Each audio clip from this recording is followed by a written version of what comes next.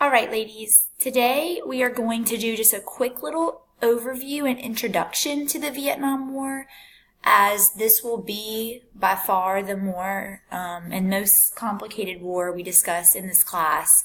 Not that it's going to be challenging, it's just a lot of moving parts and a lot of different groups of people that are involved. So I like to do this overview in the beginning. And I also want to precede this by saying that if you hear a baby in the background, I'm trying to keep him calm, but he may interrupt our program today. All right, so in terms of where Vietnam is and where this war takes place, it does take place in the country of Vietnam. Vietnam is a country in Southeast Asia off of the Indochina Peninsula. You can kind of look, if you look at like a world map, or if you look at just the maps I have on the screen here, you can see kind of the southeast part of Asia, especially on the right side, because you see where India is in the west and China in the north. So of that little orange strip that's coming off of China in the south, Vietnam is the country that's kind of like really thin and wrapping around like Laos and Thailand on the east side. So kind of sitting on the water of the South China Sea and the Pacific Ocean. That is the setting for our war in this class, okay? In terms of when this happens, the Vietnam War is a multi-decade conflict. So our involvement is going to start in the 1950s, and it lasts until the late 1970s. Covering the span of 4 presidencies: Eisenhower, Kennedy, Johnson, and Nixon. So Eisenhower kind of initiates American involvement, and Nixon will conclude it with a lot of action happening kind of in the middle. And we're going to kind of get into the story of how each of the presidents was involved and what their role in, increasing or decreasing our role was in the war. Now, in terms of who is fighting whom, this is very, very complicated, and this is where we're going to, hit into some confusing moving parts, because Vietnam is unfortunately this site of conflict from multiple parties. So during World War II, Japan is trying to take Vietnam, and then they will lose World War II, and France, who was once colonizing Vietnam, will come back and try to regain control of Vietnam, but it will only successfully gain control of South Vietnam, and North Vietnam will remain independent and will actually become communists. And then the communists in North Vietnam are going to fight for control in the South, which should sound very similar to what happened in Korea. And this is where the U.S. gets involved, because we do not want to allow the North Vietnamese to take and conquer the South Vietnamese. So even though this was France's kind of colony and imperialistic, holding, we'll intervene, and France will actually bail out and leave, and we're left to fight alone. It gets a little more complicated, because not only are we in South Vietnam fighting off the North Vietnamese army, there is also a rebel group, a communist rebel group living in South Vietnam fighting the United States and the South Vietnamese, and that rebel group is called the Vietcong. So we are going to learn that there are a lot of different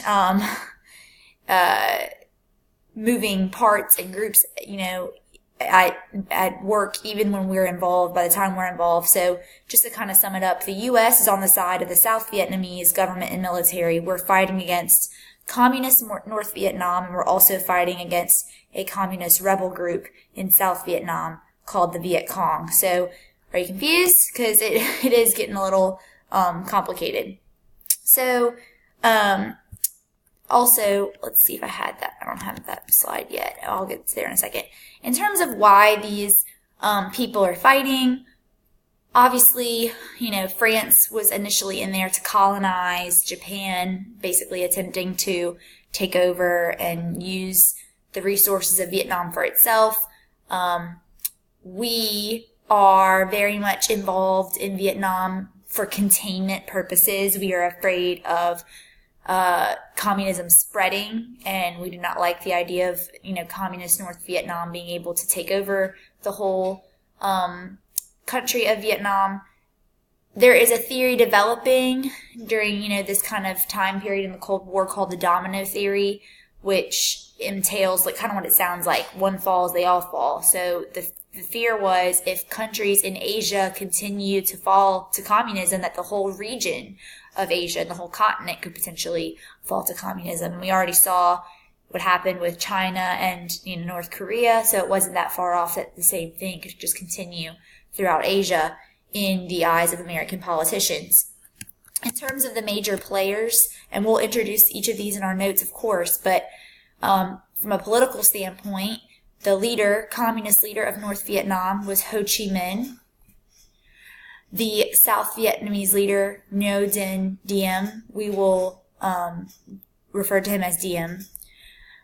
And you see him actually on the bottom right, and you can just tell by the picture the difference in the two men's appearance and their dress and mannerisms. That's going to come into play. Obviously, we discussed there were 4 presidencies involved, but there was also the military command of General Westmoreland, and you see him pictured on the screen in the bottom left. Oh, hello. You making yourself known? Yeah.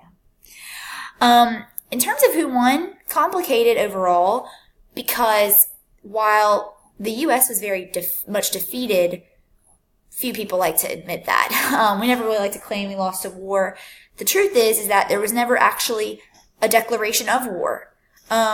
So in terms of being defeated, maybe the better definition would be that we certainly did not achieve our goal, which was to keep communism from spreading, because as you know, Vietnam is not divided today like Korea is. It is one united country, and it is united under communism. So we'll talk about that in terms of like determining who won. Like the South Vietnamese capital was Saigon, and now that city is known as Ho Chi Minh City. So I think it's somewhat evident, but at the same time a little confusing since there was never an actual declaration of war.